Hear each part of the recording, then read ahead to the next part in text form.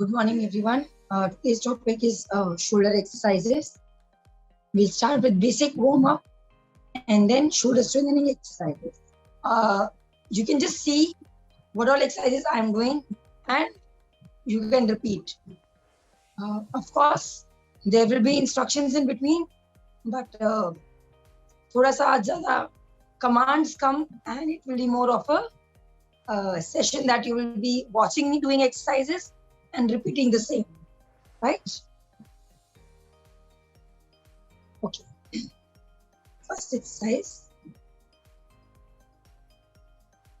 5 repetitions, neck all the way down.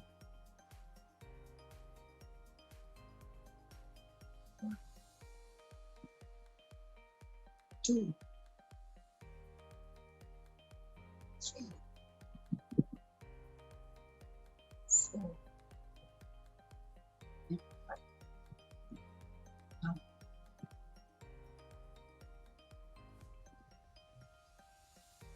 1, 2, 3, 4, 5.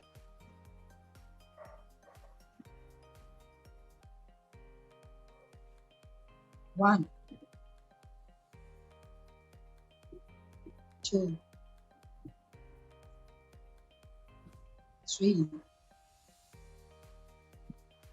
4, 5. Change. 1, 2, 3,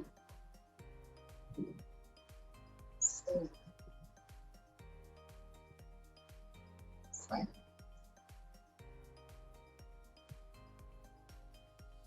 1, 2, 3, 4, 5. Change. 1, other side. 2, 3, 4,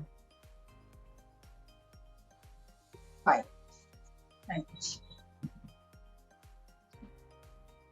Simple.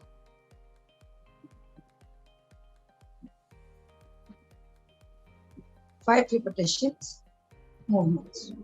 1, 2, 3, 4,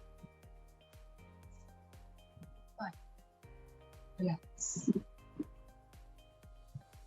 This was neck stretching. Now coming to shoulder stretching. So,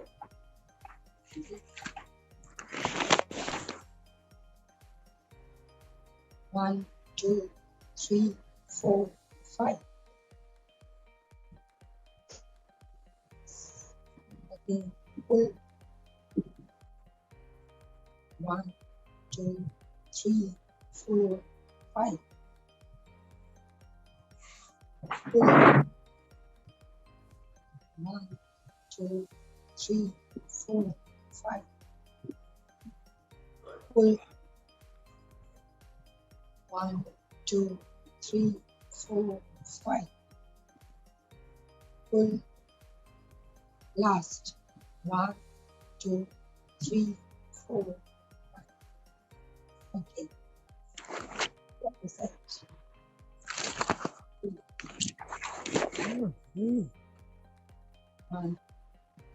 हाथ cross करिए KP sir cross cross cross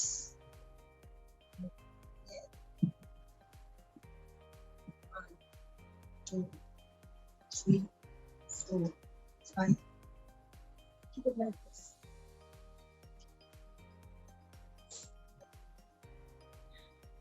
1, 2, 3, 4, 5.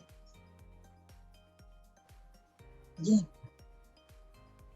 1, 2, 3, 4, 5. Again. 1, 2, 3, 4, 5. And last. 1, 2, 3, 4, 5. Right. Now, keep your hand like this. Hold. झुकना नहीं. Straight. Straight. 1, 2, 3, 4, 5.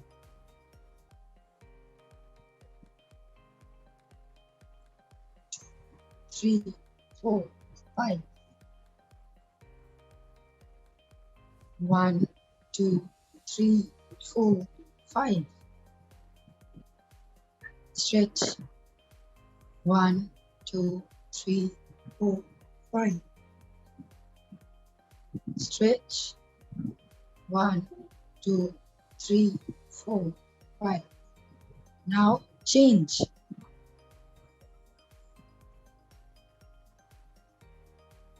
1, 2, 3, 4, 5.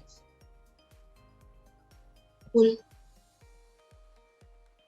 1, 2, 3, 4, 5.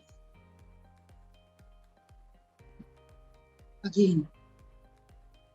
1, 2, 3, 4, 5. Again. 1, 2, 3, 4, 5. And last. Stretch. 1, 2, 3, 4, 5. Relax. Keep your hand like this. Pull it back. 1, 2, 3, 4, 5. Back rest लेना है. Yes. Chair में back rest लेंगे. ले सकते हैं. Again.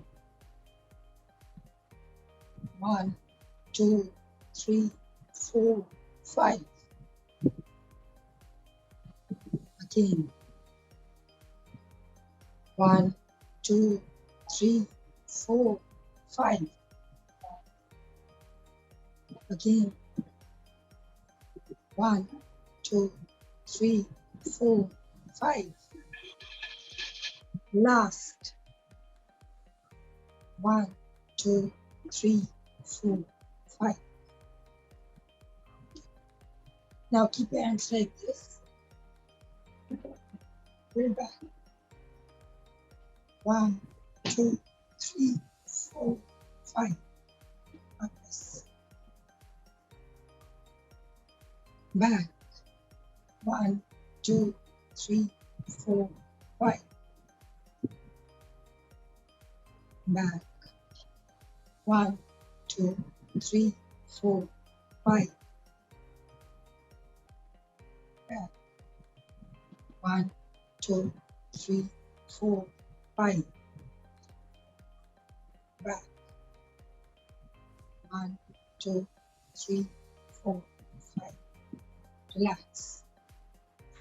Now 10 repetitions clockwise. 2, 3, 5, 6, 7, 9, 10. वापस उल्टा. 1, 2, 3, 4, 5, 6, 7, 8, 9, 10. हैंग कर लेंगे आर्म्स को. हैंग कर लेंगे साइड में आर्म्स को. 15 repetitions. 1, 2. Can you please repeat क्या करना है इसमें? You have to shrug your shoulders like this. And down. 1, 2, 3, 4, 5, 6, 7, 8, 9, 10, 11, 12, 13, 14, 15. Relax.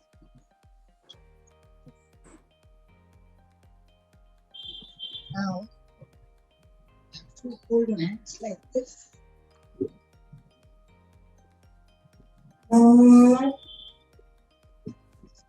15 repetitions. Stretch. 1. Okay. 15 repetitions at your own comfortable pace. पूरा ऊपर ले जाकर stretch करना है. Yeah. 15 repetitions. रहेगा होल्ड भी करना है कि ऐसे ही ड्रॉप कर देना हाथ? थोड़ा सा होल्ड करेंगे for stretch. Like 1, 2, 3 and back. 15 repetitions करना है.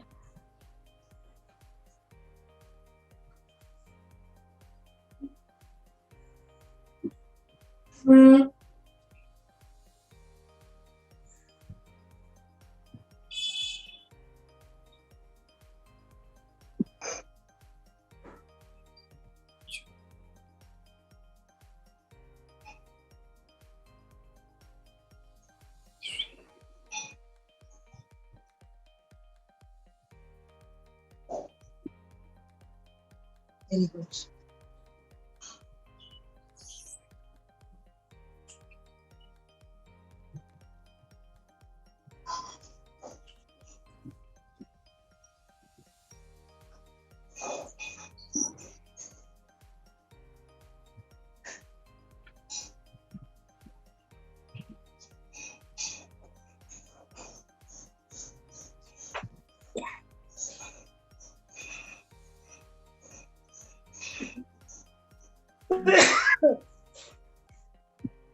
Last 1 minute. Okay. Now, side से लेकर जाएंगे. Hold and pull. 1, 2, 3, 4, 5 and वापस. 15 बार. खींचेंगे. 1, 2, 3, 4, 5 and वापस. ऊपर पूरा खींचेंगे. 1, 2, 3, 4, 5 and वापस. At your own comfortable pace. 15 repetitions. 5 seconds hold for the stretch.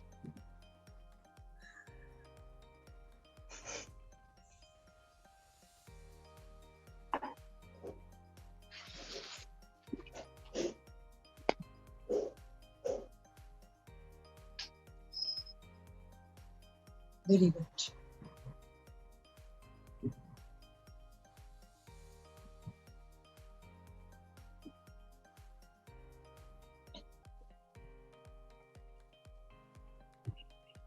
Stretch करना है. 5 सेकंड स्ट्रेच को होल्ड जरूर करेंगे.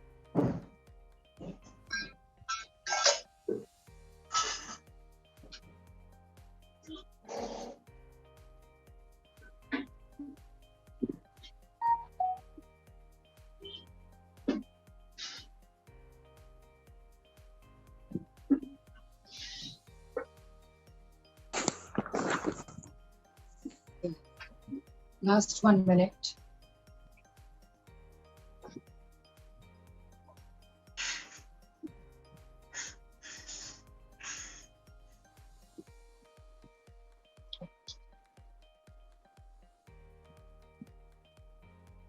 Now,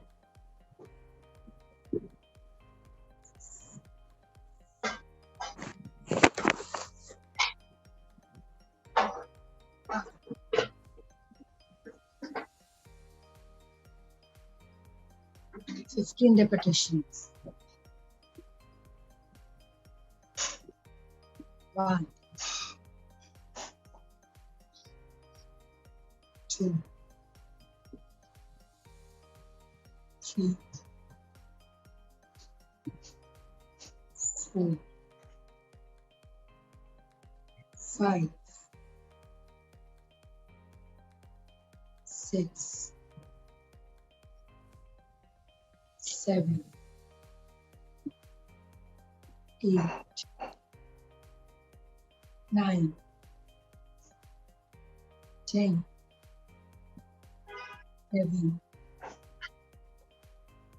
12, 13, 14, and 15. Relax. Okay. Now, आधा लीटर का पानी का बॉटल या anything that weighs somewhere around half kg or slightly more than that कुछ लेकर आ जाएंगे. प्रेफरेबली वाटर बॉटल बेस्ट रहता है. ले आएंगे. हम शोल्डर स्ट्रेंथनिंग करेंगे हाफ kg वेट्स के साथ.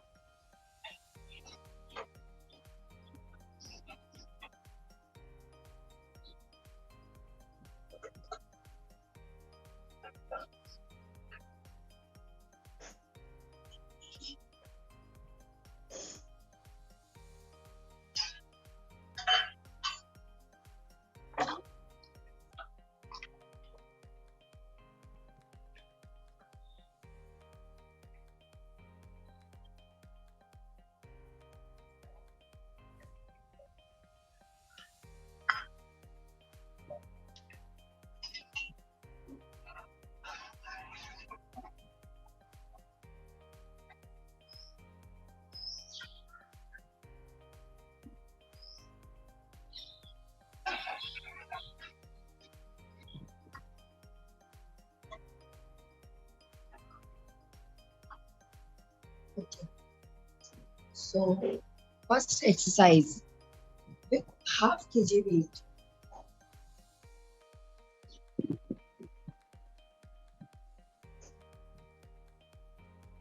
पूरा ऊपर. एल्बो स्ट्रेट रखेंगे. कूनी नहीं मुड़नी चाहिए. अगर आपकी एल्बो बेंड हो रही है तो वो शोल्डर पे नहीं एल्बो पे आ रहा है.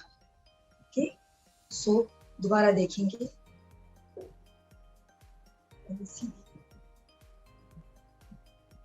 15 रिपीटेशन राइट से 15 लेफ्ट से करेंगे.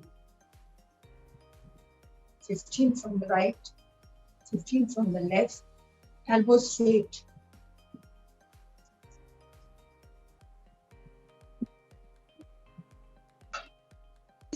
Please repeat again, Dr. Megha. Like this and all the way with the weight.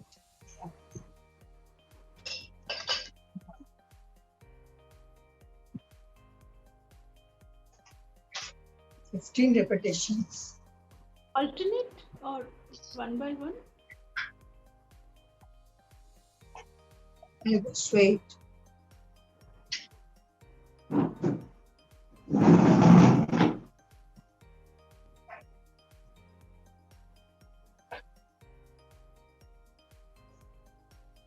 Right से 15 के बाद लेफ्ट से स्टार्ट करेंगे.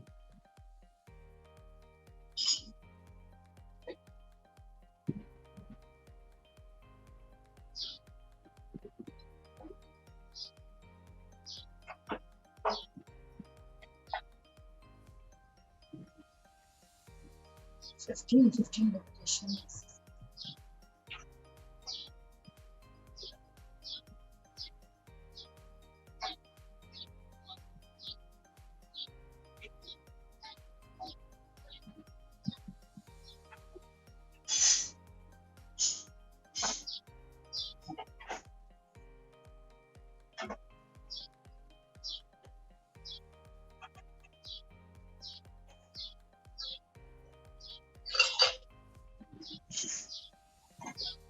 ही सेम वेट के साथ साइड से ऊपर उठाएंगे 90 degree.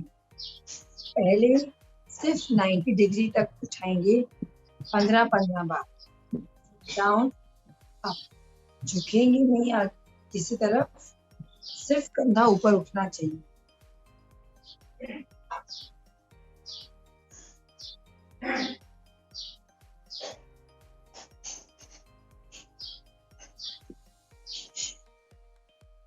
Fifteen.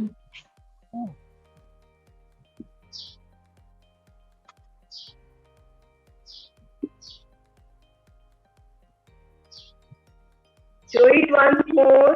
Show it. Yes. The same way. Lift your shoulder, face up and back.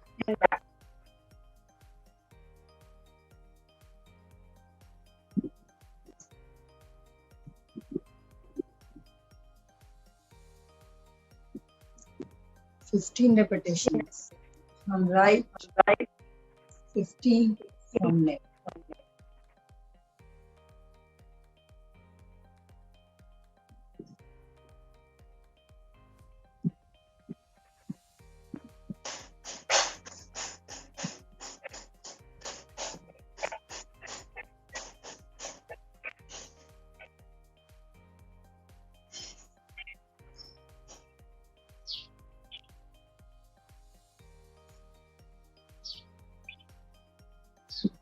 Yes, it's only 90 degrees. Time. Very good.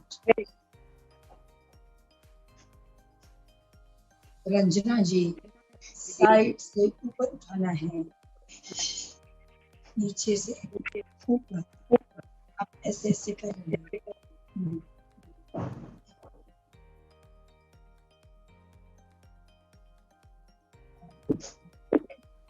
जिनका राइट से जाएगा, लेफ्ट से करेंगे। We will wait for a minute.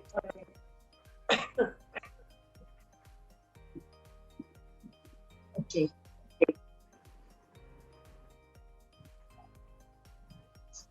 Now, हमने भी 90 में किया, अब 90 ये स्टार्टिंग पोजीशन, अब 90, 15 repetitions. What is यहाँ से उठाना है, ये स्टार्टिंग पोजीशन है।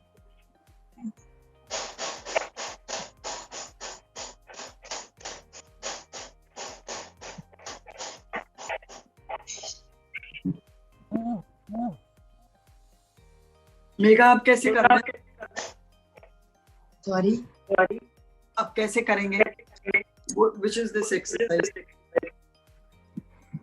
Sorry, I didn't get your question. कोई Can you नई please show exercise? us which is the next one? Next one कौन सी है? नेक्स्ट इज जो हमने अभी नीचे से ऊपर किया 90 तक किया था, अब हम 90 से ऊपर लेकर जाएंगे। Only this range. Okay 10 repetitions.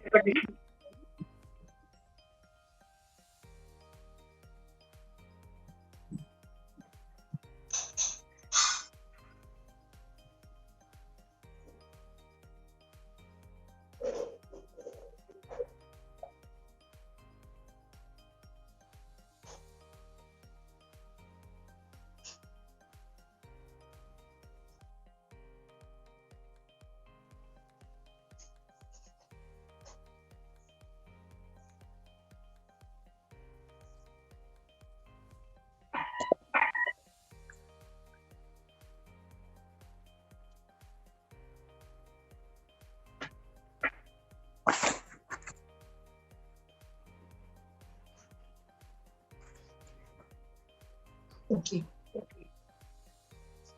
Now, with the same way, ऐसे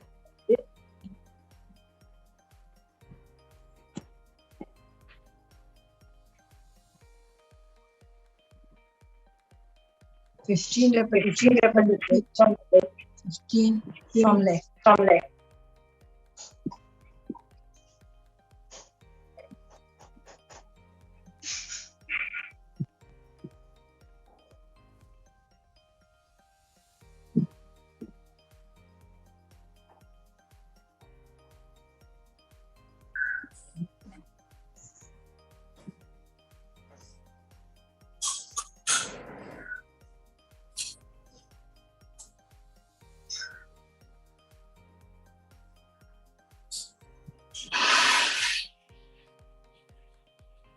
15 from right, 15 from left.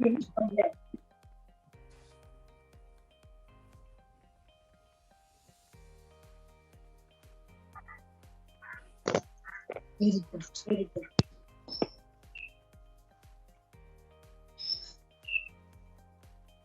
Good.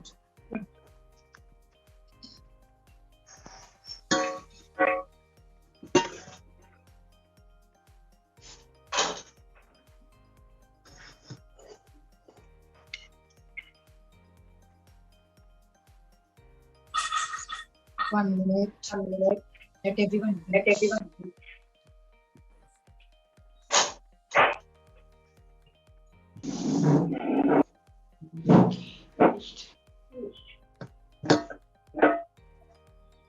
Now, this is the position. Down. And up.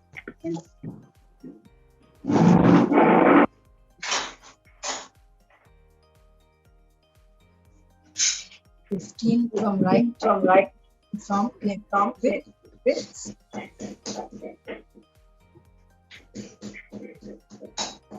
Please repeat this not.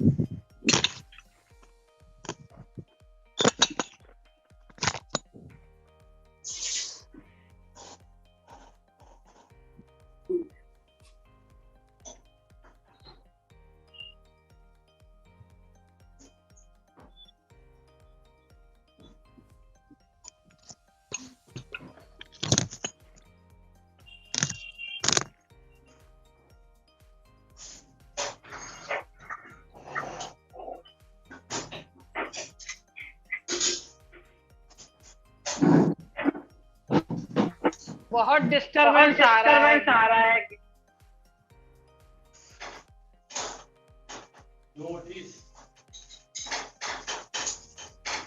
Good morning. How are you?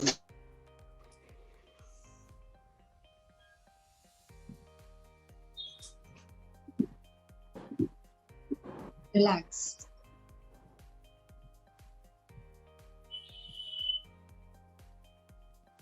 The way we start with a warm up. Similarly, we should end with a cool down. Simple cool down is move your shoulders, arms, swing. 15 repetitions. Yes.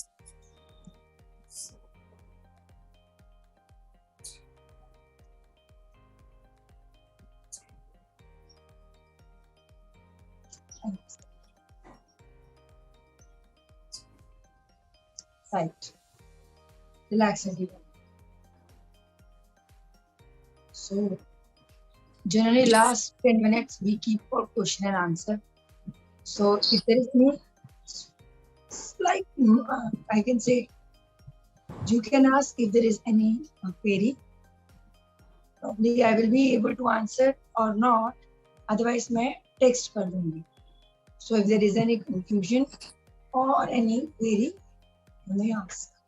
अच्छा doctor साहब, एक question है मेरा कि हम normally क्या करते थे, जैसे नेक को मूवमेंट करना है तो हम राइट और लेफ्ट को इकट्ठा कर लेते थे, राइट में और लेफ्ट को इकट्ठा कर लेते थे। जब से मैंने देखा कि फर्स्ट राइट में लेके गया, फिर सेंटर में, फिर राइट में, फिर सेंटर में, ऐसे करने से वो ज्यादा अच्छा हो रहा है, उसका जो है ना इम्पैक्ट ज्यादा अच्छा आ रहा है कि इकट्ठा करने से। तो इसमें मतलब क्या फर्क है इसमें? रेड एक्चुअली दोनों इकट्ठे करने से फोर्स डिस्ट्रीब्यूट हो जाता है। ओके, हाँ, एक एक करने से you are able to concentrate कि हाँ इस मूवमेंट में मेरे को करेक्ट पैटर्न में कैसे लेकर जाना है। दोनों इकट्ठे करने से एक मोमेंटम बन जाता है and we just keep doing the exercises, nothing else. I mean complete नहीं हो पाता हमारा टास्क, तो इंडिविजुअल करना इज ऑलवेज बेटर। हाँ जी, बहुत मेरे को बहुत फायदा हो रहा है इससे ना, बहुत आराम है मेरे को। हाँ, thank you, thank you, thank you. बहुत सूदिंग है मेरा, सब बहुत जैसे फ्री हो रहा है। जो टाइट था ना, tightness is no more, it's very soothing.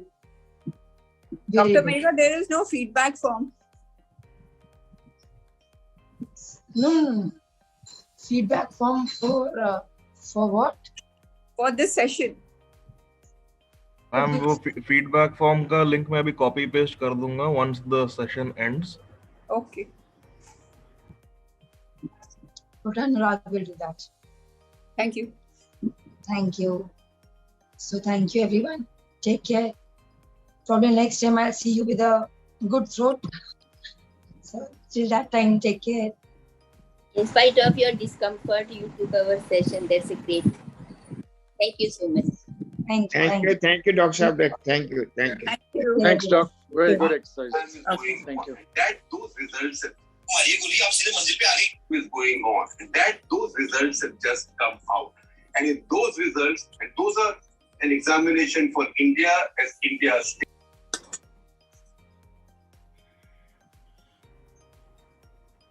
So मैंने चैट बॉक्स में फीडबैक फॉर्म का लिंक पेस्ट कर दिया है. Just saw it. Just everyone to please just fill it out before we wind up. Dr. Anurag, I have got a question, you know. जैसे कि doctor Grewal से हम पूछे थे कि those who are having sugar, तो वो how मैंने मेजर की शुगर है कि नहीं, डायबिटिक है कि नहीं. So he said in fasting it should be below 120 and in PP it should be below 200. So I just want to ask you one thing. I have seen many friends of mine those who are taking insulin. तो कितना होने से तब insulin की जरूरत होती है? That's my question. So ma'am, just take one.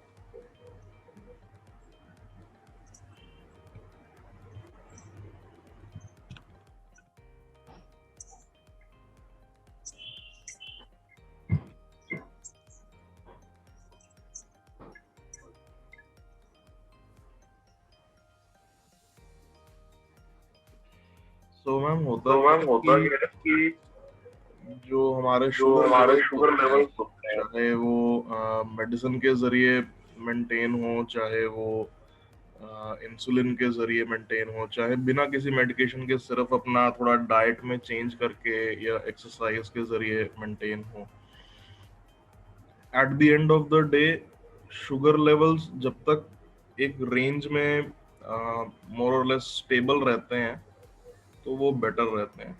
जहां वो ज्यादा फ्लक्चुएट करने लगे वहां फिर हम कहते हैं कि इंसुलिन की जरूरत है.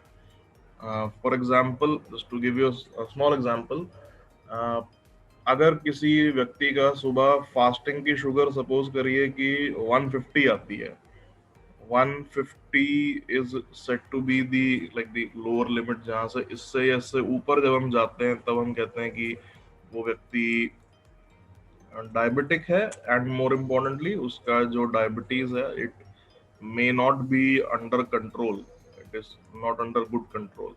कंट्रोल के भी आगे फर्दर 3-4 क्राइटेरिया होते हैं, वो मैं आपको नहीं बता पाऊंगा क्योंकि वो थोड़ा ज्यादा टेक्निकल है, you may not be able to completely understand it, but just to put in layman, हाँ जी, so just to put in layman terms ताकि समझ पाए कि 150 या उससे बियॉन्ड जब चला जाता है शुगर और उसमें फ्लक्चुएशन ज्यादा हो, उस टाइम पे पहला लाइन ऑफ ट्रीटमेंट यही होता है कि आप अपने डाइट और एक्सरसाइज के जरिए उसको थोड़ा नीचे लाने की कोशिश करें. फास्टिंग की शुगर की बात कर रहा हूँ मैं. खाने के बाद वाले की बात नहीं कर रहा मैं अभी। अगर वो सिर्फ डाइट और एक्सरसाइज से 150 से नीचे आ जाती है and if it stage in the preferable range तो ठीक है, अगर नहीं तो नेक्स्ट लाइन ऑफ ट्रीटमेंट होता है हमारा मेडिसिन के जरिए। अगर मेडिसिन भी जहाँ काम ना आए और हमें दिखे कि शुगर लेवल अभी भी ऊपर जा रहा है और जाता ही जा रहा है, नीचे नहीं आ रहा 150 क्रॉस करने के बाद, तब फ्लक्चुएशन जितनी नहीं होती हैं जितना फिर एक स्टडी कर्व ऊपर की तरफ ही जाता है, फिर वो नीचे नहीं आता कभी भी। 150 से फिर डेली इट गोज अप, 150 से 52, 54, 56, 60, 65 वो ऊपर ही जाता है। That is when we decide that अब इंसुलिन लेने की जरूरत होगी। इंसुलिन लेने से भी लेकिन एक चीज है कि 50-50 आप कह सकते हैं उसका इफेक्टिवनेस। कई बार लोग ये कहते हैं कि हम सुबह उठ के अगर इंसुलिन ले भी लें उसके बावजूद हमें लगता है कि हमारा शुगर लेवल्स में काफ़ी फ्लक्चुएशन हो रही है एंड कई बार इंसुलिन के साथ साथ फिर उनको मेडिसिन और भी लेनी पड़ती है throughout the day, twice और maybe sometimes even thrice a day they have to take medicine also.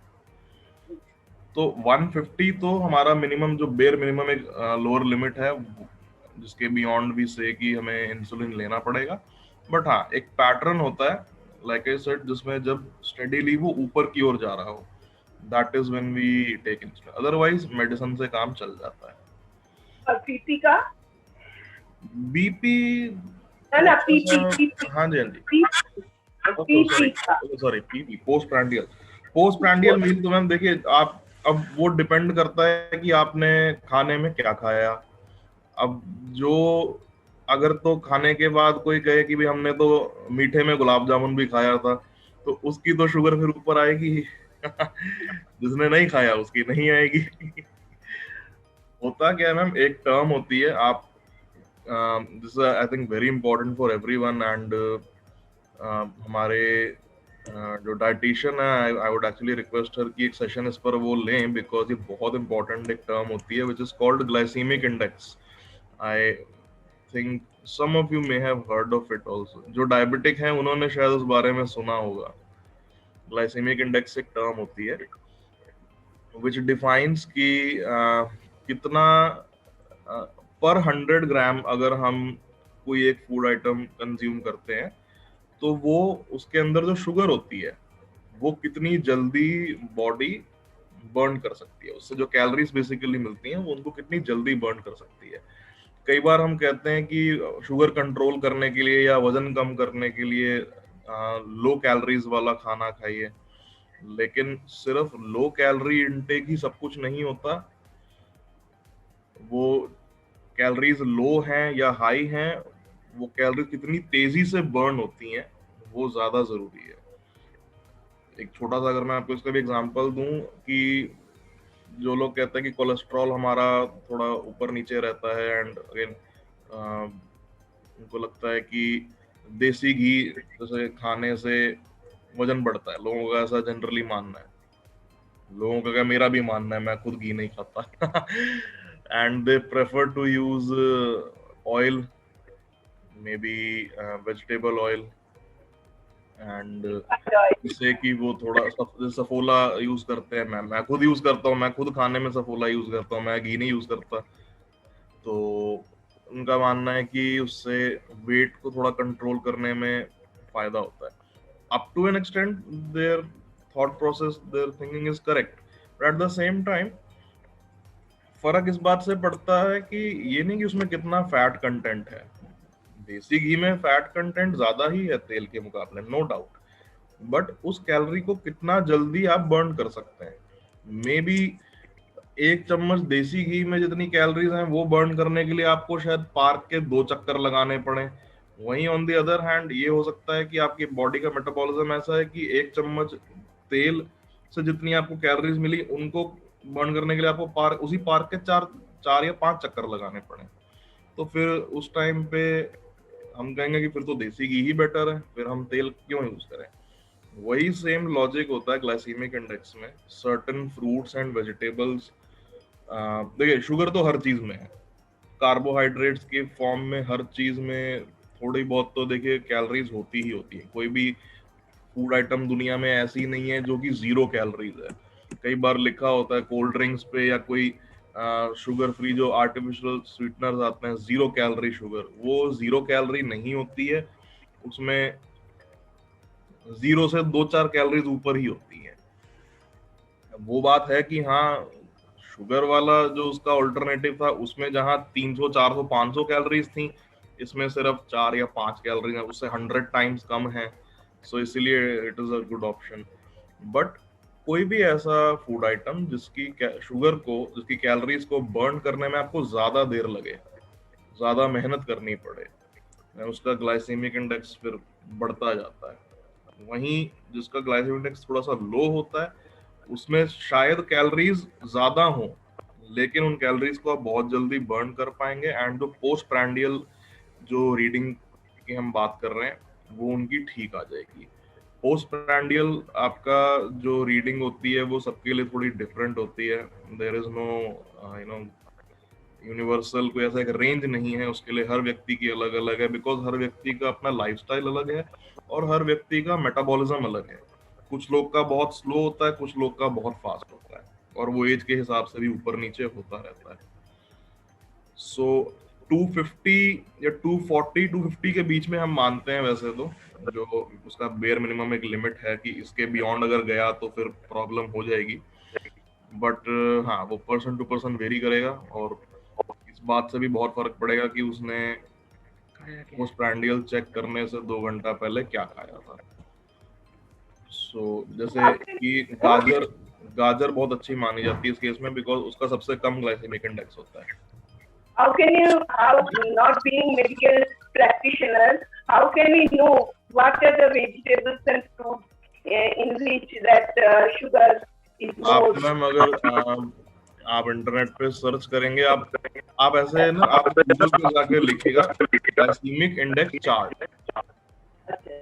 तो एक चार्ट बना आ जाता है, बड़ी लंबी लिस्ट होती है, उसमें बहुत सारी पता नहीं कितनी सारी सब्जियां उसमें लिखी हैं जो शायद आधी से ज्यादा तो इंडिया में उगती भी नहीं होंगी उनमें से। वो एक चार्ट है पूरा फूड आइटम्स का, उसमें सारे फल, सारी सब्जियां उसमें ज्यादातर कवर हो जाते हैं। एंड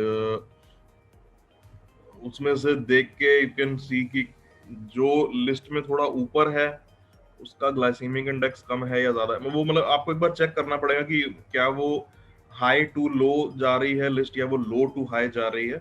उसके अकॉर्डिंगली यू कैन सी कि उसमें क्या क्या वेजिटेबल्स मेंशन्ड हैं, क्या क्या फ्रूट्स मेंशन्ड हैं, और उनको प्रिपेयर करने में क्या तरीका है उन्हें प्रिपेयर करने का। वो काफी लंबा चार्ट होता है, उसमें सब दी होती हैं। ये ज्यादातर उसमें जो ऊपर के टॉप 5 टॉप 10 में गाजर एक बहुत इंपॉर्टेंट सब्जी आती है, ब्रोकली एक अच्छी सब्जी होती है इस मामले में, cucumber,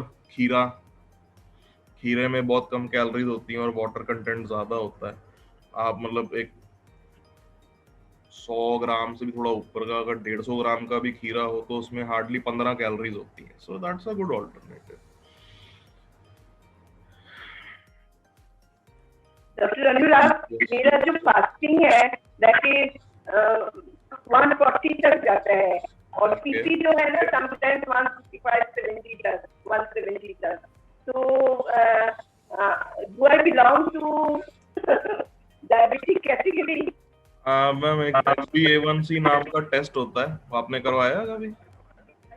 Daily, almost daily, and I take medicine also, 10 year 20. That's it. I take medicine. HbA1c कितना है? वो याद नहीं है, लिखा है। आपके पास अगर रिपोर्ट हो तो आप रिपोर्ट दे दीजिएगा। डॉक्टर नाग, ये एज के हिसाब से 70 इयर्स की एज हो तो HbA1c कितना होना चाहिए? मैम HbA1c ज्यादा एज पे डिपेंडेंट नहीं होता है, वो उसकी रेंज जो डिफाइंड है वो हर एज ग्रुप के लिए लगभग सेम होती है। 4 to 6 है ना वो? 6.5 या उससे ऊपर जा रहा है।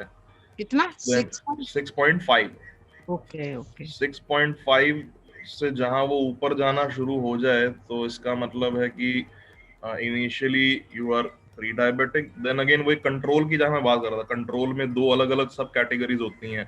There is good control, then there is bad control. Okay तो वो फिर 6.5 6 7 8 तक जाती है। फिर वो उसके बाद अगर 8 या उसके बियॉन्ड चली गई एक बार, वहां से फिर बड़ा मामला खराब हो जाता है।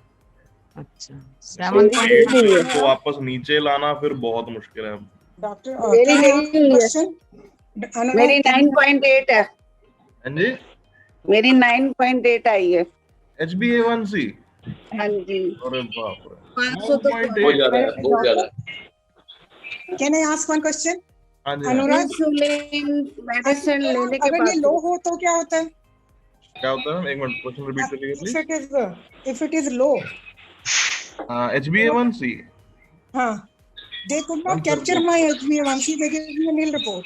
and that would show या तो उसका मतलब वही कि आप प्री डायबिटिक कंडीशन की तरफ बढ़ रहे हैं, या फिर हाइपोग्लाइसीमिया एक कंडीशन होती है जिसमें शुगर बहुत ज्यादा लो चली जाती है। उसके अपने रिस्क हैं, क्योंकि शुगर ज्यादा अगर एकदम सडन डिक्लाइन हो तो काफी बार लोग फेंट भी हो जाते हैं। हाँ हाँ, तो क्या करना चाहिए? उसके लिए तो then you need to consult a diabetologist कि इतनी ज्यादा भी डिप नहीं मारनी चाहिए शुगर।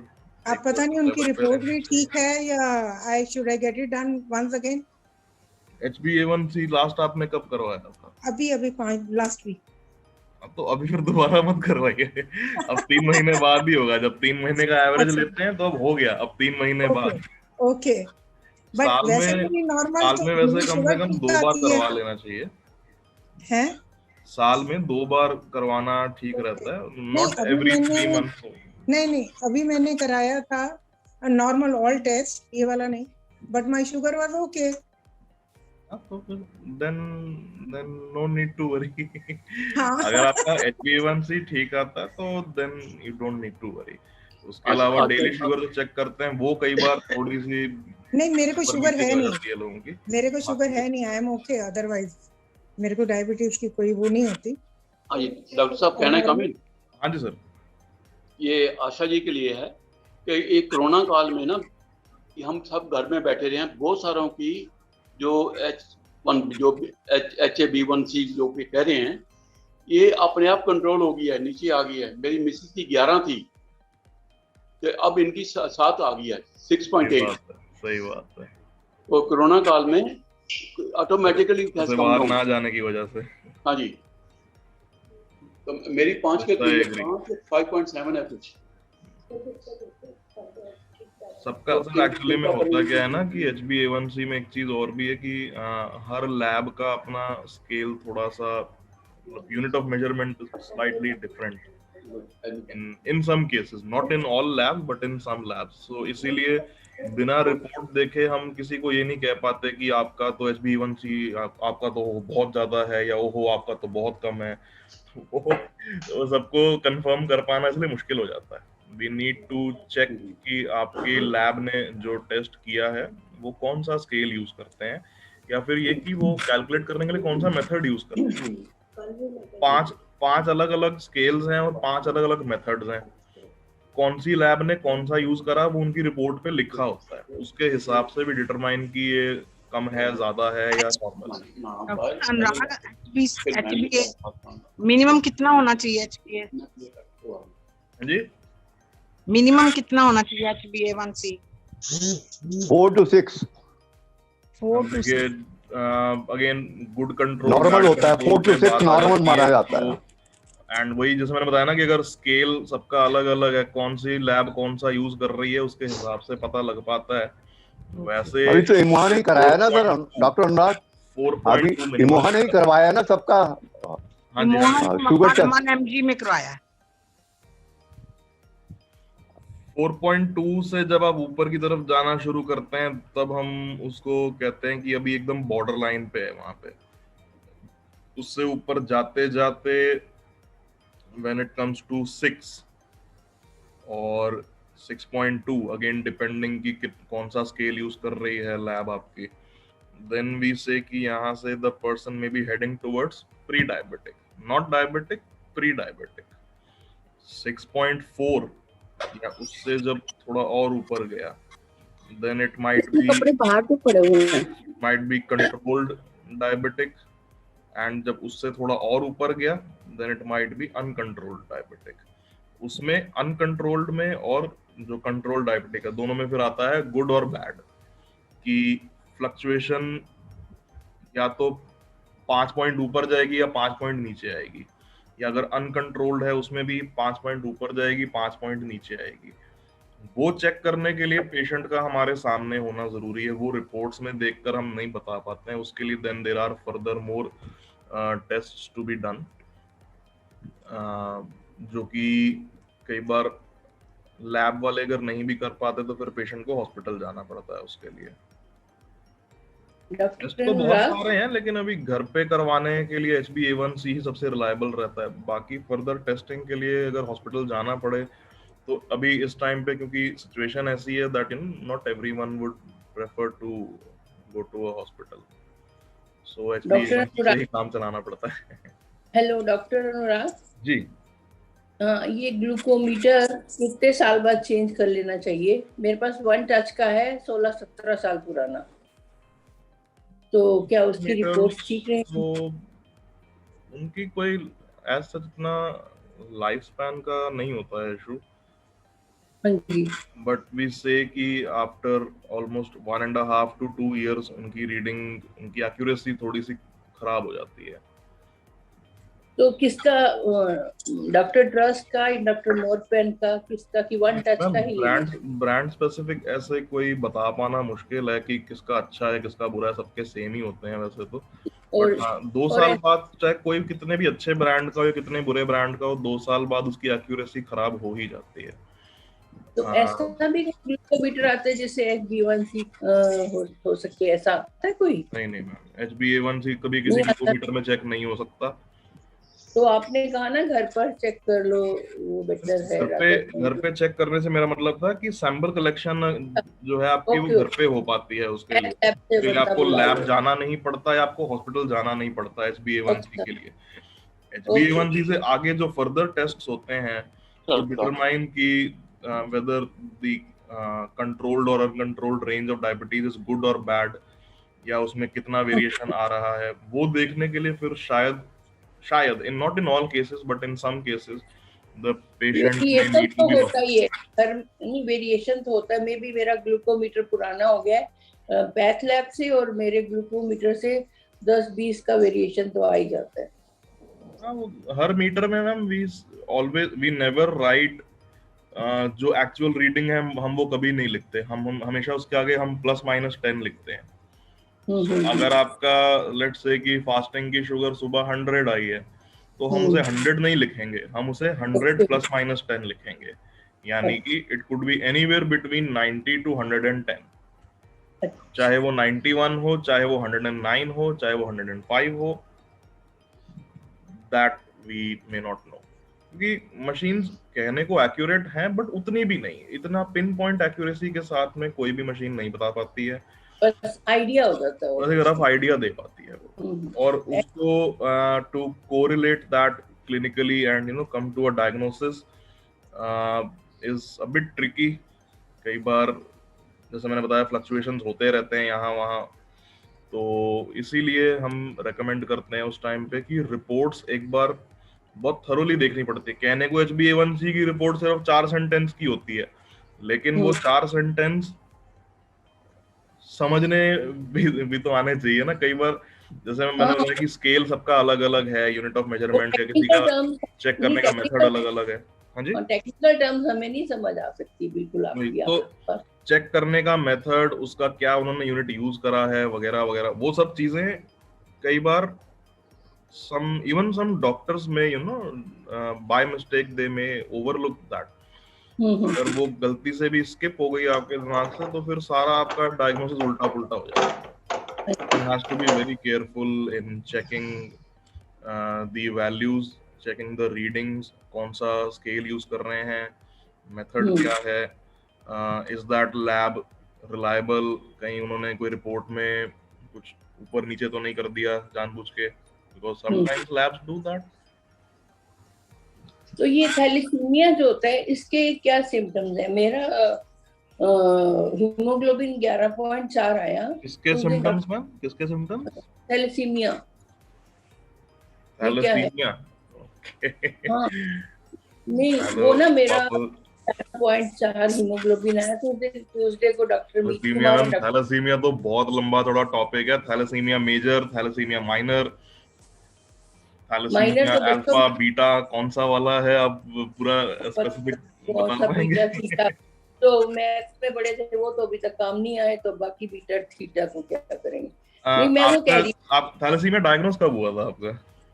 नहीं हुआ ही नहीं ना, तो वो मैंने हीमोग्लोबिन डॉक्टर ग्रेवाल और डॉक्टर मीत कुमार ट्यूसडे को आए थे ना, तो मैंने उनको बताया कि 11.4 है, तो उन्होंने क्या कहा कि आप ना थैलेसीमिया टेस्ट करा लो। तो मैंने गूगल किया, तो उसमें जो सिम्टम्स थे fatigue, weakness, pale skin and test करवाया आपने फिर जो डॉक्टर ग्रेवाल? अभी कोई नहीं, अभी तो पहली रिपोर्ट कराई है, दूसरी के लिए थोड़ा टाइम चाहिए। एक बार टेस्ट करवा लीजिएगा एंड उससे पहले try not to worry about thalassaemia right now. वो इतना बड़ा नाम है, पहले तो स्पेलिंग ही नहीं समझ आया सारा करके, तो वही ना फिर thalassaemia ma'am, thalassaemia is a genetic disorder. Genetic है। आपकी फैमिली में पिछले कई साल चलता है, फैमिली में होता है, कुछ नहीं है, हमें डरो ना है देना, कुछ नहीं, मैं बच्चा ठीक है। मैं डर वाली पार्टी नहीं है, थोड़ा ऐसे घबराए ठीक नहीं मैं डर वाली पार्टी नहीं है, बट वही ना वड्डा ना, तो जो सिम्टम्स बताए गए मैंने गूगल किया, फटीग, वीकनेस। कभी अपने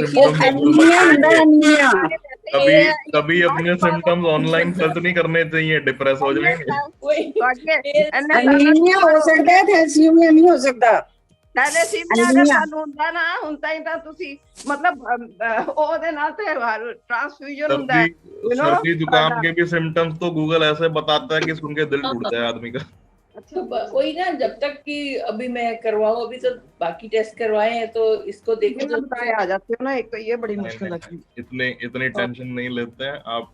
टेस्ट करवाना है आप करवा लीजिए, कोई उसमें बुराई नहीं है, but try not to think too much about it, क्योंकि अगर आपको सिर्फ सिम्टम्स के बेसिस पे डिफाइन करना होता कि क्या डिजीज है, तो फिर इतने सारे डिजीज जिनके मैं नाम ही नहीं बता सकता आपको।